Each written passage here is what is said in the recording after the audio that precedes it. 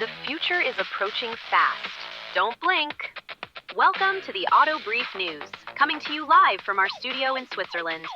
I'm Amber Light, your resident telemetry architect, digital visionary, and today I am examining the exact intersection where binary code meets fine art. And I'm Jim Khana. Keep the shiny side up, mate. I am the resident analog purist, a man who generally prefers the smell of scorched brake pads to the delicate scent of a museum gallery. But today I might have to eat my words. It is Friday, July 3rd, 2026. Welcome to the Auto Brief News, our dedicated end-of-the-week deep dive into the industry's most breathtaking, passion-driven press releases. Today, we are focusing our lens on Molsheim. Bugatti has unveiled a one-of-one creation that has completely broken our usual arguments. The Bugatti W16 Mistral Blanc Éternel. I wrote a piece about this on the Garage blog. The Bugatti Blanc Éternel, a porcelain masterpiece. Amber, our listeners know me. I am the guy who demands an engine's heartbeat over an upholstery's thread count. I want the violent kick of a twin-clutch gearbox and a chassis that fights you. When you tell me a manufacturer has made a car out of fine porcelain, I should be laughing them out of the room. But I'm not laughing. I am utterly mesmerized. It is a phenomenal piece of cross-disciplinary engineering.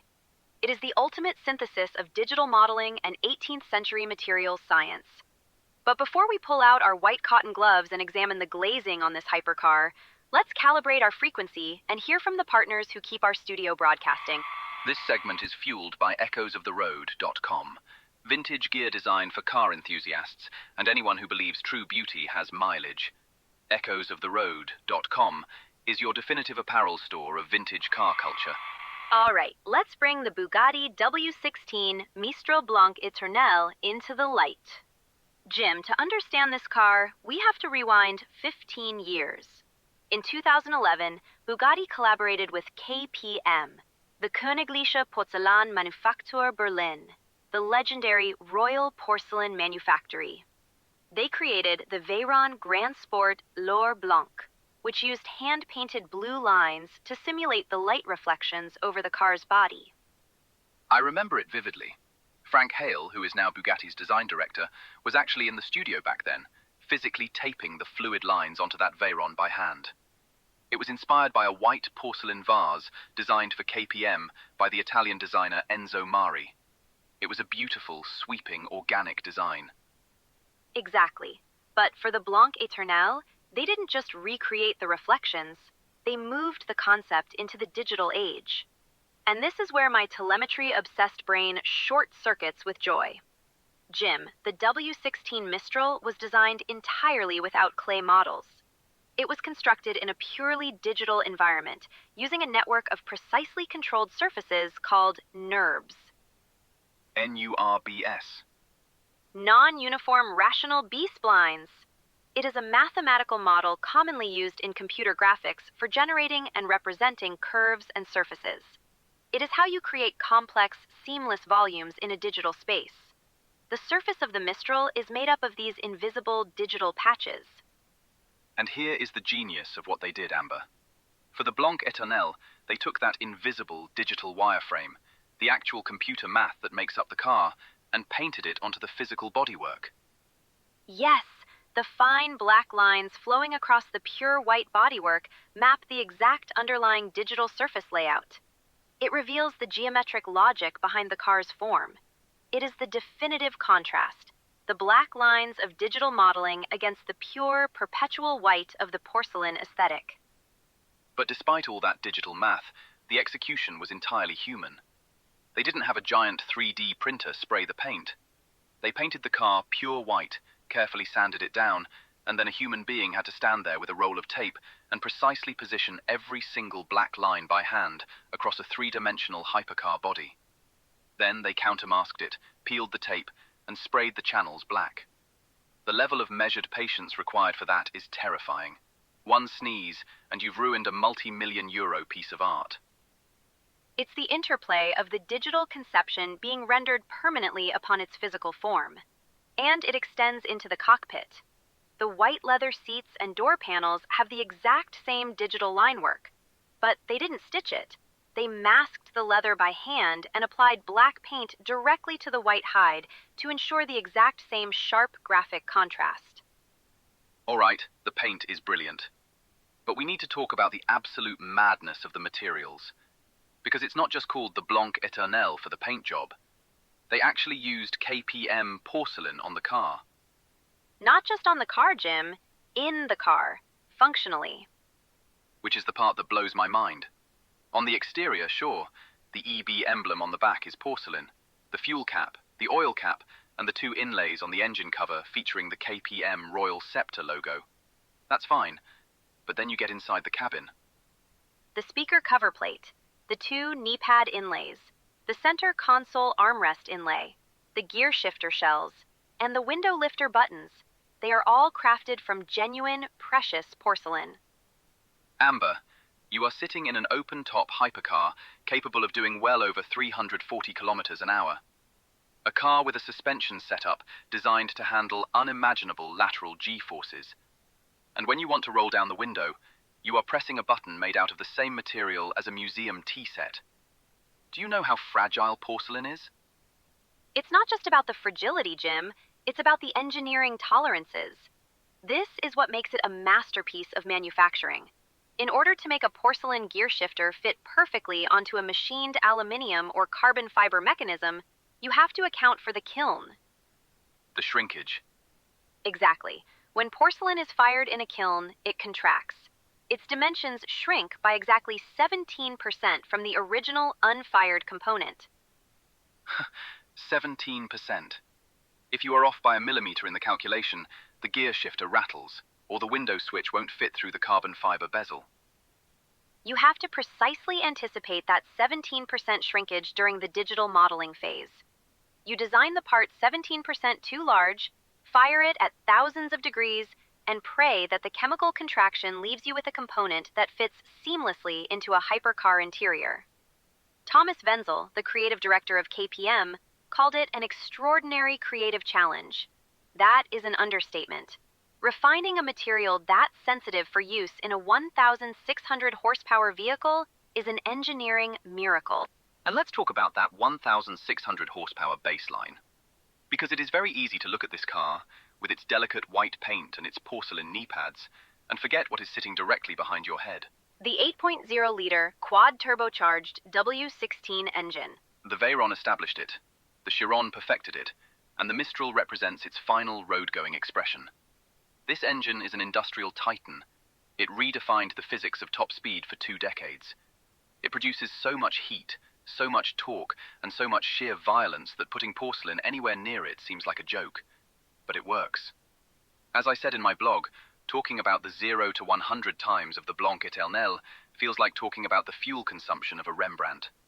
It completely transcends being a car.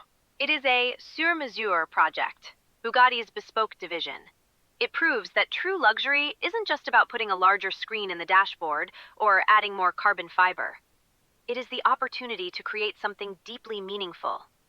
Jörg Voltmann, the owner of KPM, said it represents the perfect fusion of master craftsmanship and engineering excellence. And to celebrate it, they are even releasing a limited edition porcelain collection. Of course they are. The To Drive Cup and the iconic Aviator Cup in 2 sizes, limited to 1,000 handmade pieces. It allows enthusiasts to own a piece of that shared pursuit of precision, even if they can't afford the one-of-one hypercar. I would probably drop the cup on the floor of my barn within 5 minutes, but I respect the hustle. It's purposeful artistry, and the fact that they designed it so you physically interact with the porcelain, resting your arm on it, shifting gears with it, forces you to treat the driving experience with a level of reverence. You can't just climb in with muddy boots and slam it into drive. Before Jim tries to install a porcelain gear knob in his 1972 BMW, let's open up the communication frequency to you, our listeners. It's time for the community poll. Let's see what scenario the helmet mascot is subjected to this week. Every week on our Instagram, represented by our helmet mascot, we pose a highly specific scenario. This week, you are the sole owner of the Bugatti W16 Mistral Blanc Éternel. You are cruising through the streets of Berlin at midnight, the open-top canopy letting in the cool air. The W16 engine is rumbling softly behind you, and your right hand is resting on the cool, perfectly fired porcelain gear shifter. What 1970s cassette tape is playing in the cabin? You are in a one-of-one, multi-million euro hypercar that is painted to look like a digital wireframe and trimmed in royal porcelain. You cannot play rock and roll. You cannot play anything chaotic. You need a soundtrack that feels wealthy, expansive, and utterly untouchable. I am choosing Pink Floyd, Wish You Were Here. Specifically, the track Shine On You, Crazy Diamond. The long, atmospheric synthesizer intro, the clean, crying guitar notes. It feels like it belongs in an art gallery, which is exactly what the Blanc Éternel is. That is a remarkably sophisticated choice from you, Jim. The atmospherics fit perfectly. However, I am looking at the digital origins, the NURBS mapping, the geometric logic rendered into physical form. I am selecting Brian Eno's Another Green World. Eno, of course. It is a masterpiece of early generative and ambient electronic music. The precision of Eno's synthesizer work mirrors the absolute precision of compensating for a 17% material shrinkage in a kiln. It is calculated, avant-garde, and mathematically beautiful. Let us know your choice in the comment of our Instagram post. I'm surprised you didn't choose Craftwork again, Amber. You're showing restraint. I have range, Jim. All right, the telemetry has been gathered. Let's drop the gavel on this one. The garage rating. Green light, amber light, or red light? Jim, you wrote the blog. Let's have your verdict on the Bugatti Blanc Éternel. I'm a man who likes cars to be tools. I like them to be driven, abused, and put away wet. The idea of a hypercar with a porcelain armrest is, logically, the most absurd thing I have ever heard in my life. It is a museum piece.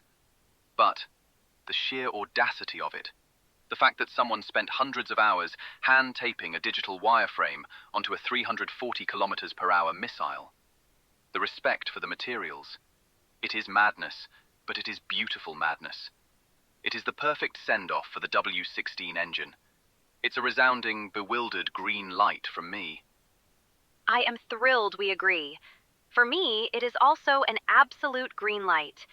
From a digital strategy perspective, watching the hidden mathematical architecture of a car, the NURBS patches that I stare at on monitors all day, be brought to life on the exterior of the vehicle is incredibly poetic. It celebrates the invisible digital labor that goes into modern engineering and pairs it flawlessly with centuries-old human craftsmanship. It is a technological triumph. 2 green lights. We really need to find a terrible crossover to review next week. I feel like I'm losing my edge. That wraps up this episode of The Studio. You can read Jim's full blog post, A Porcelain Masterpiece, and explore the full high-resolution gallery of the Blanc Éternel in our garage archive at theautobrief.news. And be sure to sign up for our Friday newsletter, The Telegram.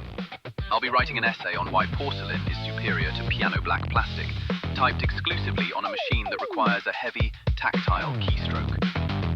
I'm Amber Light. The future is approaching fast. Don't blink. And I'm Jim Khana. Keep the shiny side up.